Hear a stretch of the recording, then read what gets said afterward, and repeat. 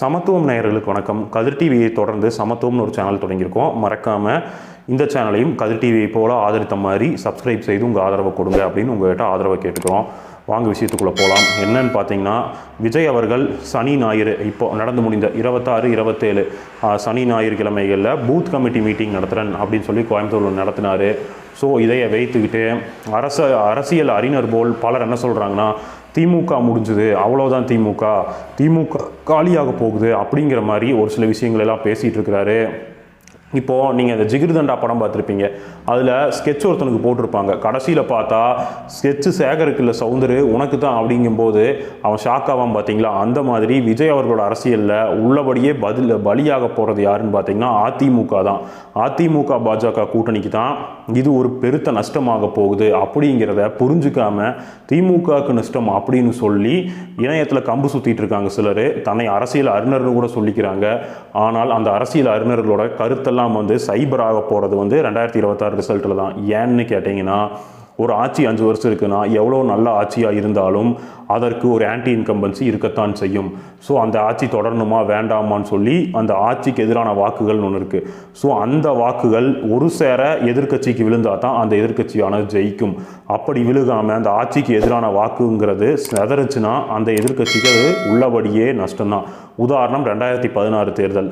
அது அதிமுகவுக்கு எதிரான வாக்குகள் திமுகவுக்கு ஒரு சேர விழாமல் மக்கள் நல கூட்டணி அப்படின்னு பிரிஞ்சு போனனால தான் அன்றைக்கு சொற்ப ஓட்டுக்கள் வித்தியாசத்தில் திமுகவானது களத்தில் தோத்துச்சு. அதுவும் ஒரே 1% வாக்கு வித்தியாசத்தில் தோற்றுருக்குது அப்படின்னு சொல்ல முடியும். அந்த இடத்துலையும் ஒரு சின்ன சூச்சமங்கள் நடந்தது. என்னன்னு பார்த்தீங்கன்னா, தபால் ஓட்டுகள் பார்த்தீங்கன்னா, அரசாங்க ஊழியர்களுக்கு தபால் ஓட்டுகள் கொடுக்கணும். அந்த தபால் ஓட்டை கொடுக்கலனா அவங்களால போல் பண்ண முடியாது. அவங்கள அந்தந்த நேரத்தில் எலெக்ஷன் டியூட்டிக்கு வேறு இடத்துல போட்டுருவாங்க. அவங்க வேறு பூத்துக்கு போக வேண்டியது இருக்கும். அதனால் அவங்க அந்த தபால் ஓட்டை பதிவு பண்ண முடியாது. அதனால் அன்றைக்கு இருந்த அதிமுக அரசாங்கம் பண்ணது, தபால் ஓட்டு கொடுக்கணுக்கு ரொம்ப தாமதம் பண்ணி இழுத்தடிச்சு பல வேலைகளை செஞ்சு அதனால் பல பேர் தபால் வாக்குகள் செலுத்தாமலாம் போனாங்க. இதன் காரணமாக திமுக அந்த டைமு ஒரு 10-15 தொகுதியில் 700, 800, 1000 வாக்குகள் வித்தியாசத்துலாம் தோத்துச்சு. ஸோ அந்த தபால் வாக்குகளை 30 வாக்கு வித்தியாசத்துலாம் அப்பாவு அவர்கள் தோத்தார் ராதாபுரத்தில். அந்த தபால் வாக்குகளான சரியாக சென்றடைஞ்சிருந்தா அப்பாவு மாதிரி ஆட்களெல்லாம் அன்றைக்கே ஜெயிச்சிருப்பாங்க. ஸோ இதெல்லாம் அன்றைக்கு நடந்த ஒரு சின்ன சூச்சமங்கள். ஸோ இதுக்கப்புறம் இந்த தேர்தலில் நம்ம பார்க்க போகிறது என்னென்னா, அதிமுகவானது செல்வி ஜெயலலிதா அம்மையார் இருந்த அதிமுக கிடையாது. வீக்கான அதிமுக. அதற்குண்டான ஜெயலலிதா அப்படின்னு ஒரு மாஸ் முகத்துக்குண்டான 10% வாக்கு வங்கியாக இருக்கும். அந்த வாக்கு வங்கியை உள்ளபடியே அதிமுகவுக்கும் ஸ்டேச்சரான அந்த கட்சி ஸ்டேச்சரான வாக்கு வங்கியில் ஒரு 27% இருந்தாலும் ஜெயலலிதா அவர்கள் அப்படிங்கிற ஒரு முகத்துக்காக ஒரு 10% இருக்கும். அந்த 10% அதிமுகவானது இழந்துருச்சு. இப்போ அதிமுகவோட வாக்கு வங்கி 25, 23% தான் இருக்கும். அந்த 23, 25% பாஜக கூட்டணி அப்படிங்கிறனால அந்த அதிமுகவிற்கு என்ன ஆகுதுன்னா, அதுலேயும் ஒரு 3-4% அடிபடும். அப்போ 3-4% அடிபடுச்சுன்னா 25 இருக்கிறது 21 ஆகும். பாஜக ஒரு 3%, 4% சேர்ந்துன்னா 24 ஆகும். உள்ளபடியே அந்த கூட்டணிக்கு 24 மற்றும் அந்த சின்ன சின்ன குட்டி கட்சிகள் யார் வந்தாலும் சரி அதை சேர்த்து ஒரு 30, 35க்கு வரலாம். ஆனால் இதில் என்ன ஒரு விஷயம்னா, கடைசி நேரத்தில் தேர்தல் பிரச்சாரங்கள் நடக்க மக்கள் மனதில் ஒரு மாற்றம் வேணுமா வேண்டாமா அப்படிங்கிற ஒரு திங்கிங் வரும். ஸோ அந்த திங்கிங்கில் ஆட்சிக்கு எதிரான இருக்க வாக்குகள் அதிமுகவுக்கு ஒரு சேர விழுகிறது தான் அது அதிமுகவுக்கு லாபம். ஆனால் இங்கே என்ன நடக்கும்னா, விஜய் அவர் திமுகவுக்கு எதிரான வாக்குகளை அதிமுக ஒரு செக்டாராக உழுவும். விஜய் அவர்கள் அது ஒரு பெருமளவு பிரிப்பார். சீமான் கொஞ்சமாக பிரிச்சுட்டு போவான். அப்படிங்கிறப்போ இந்த இடத்துல திமுகவோட வாக்குகளை தான் 3-4 டிவைட் பண்ணிக்கிறாங்க.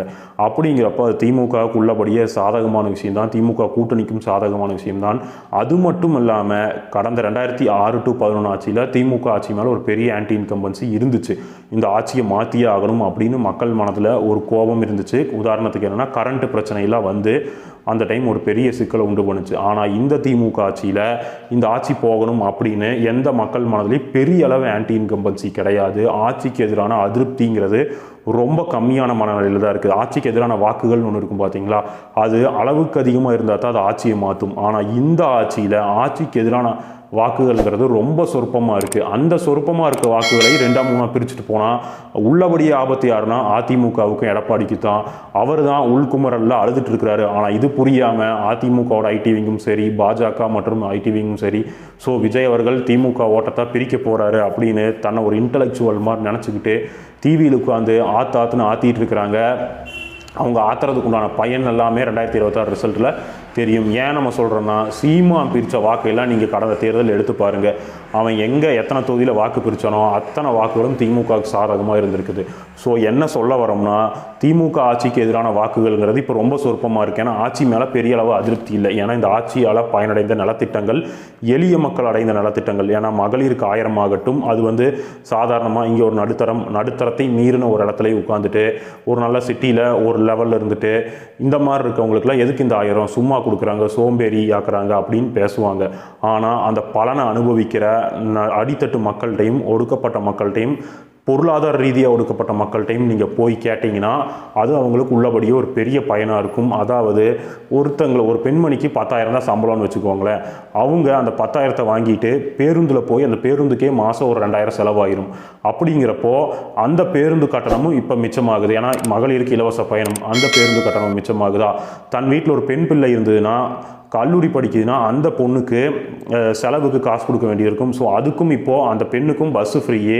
வெளியூரில் போய் அந்த பொண்ணு ஏதாவது வேலைக்குன்னு போச்சுன்னா அதுக்கும் தோழியல் விடுதின்னு ஒன்று திறந்துருக்காங்க. அதுவும் ரொம்ப சொற்ப காசில்.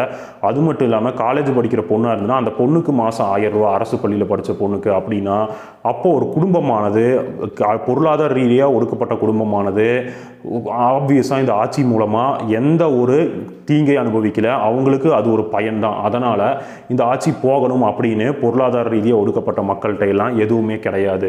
அப்படிங்கிறப்போ அதே மாதிரி ஆண்களுக்கும் இந்த மாதிரி 1000 ரூபா திட்டம், அரசு பள்ளியில் படிச்சுட்டு வந்த ஆண்களுக்கும், இந்த மாதிரி தமிழ் புதல்வன் திட்டம்னு இந்த மாதிரி பல திட்டங்கள் இந்த ஆட்சியால் நிறைவேற்றப்பட்டிருக்குது.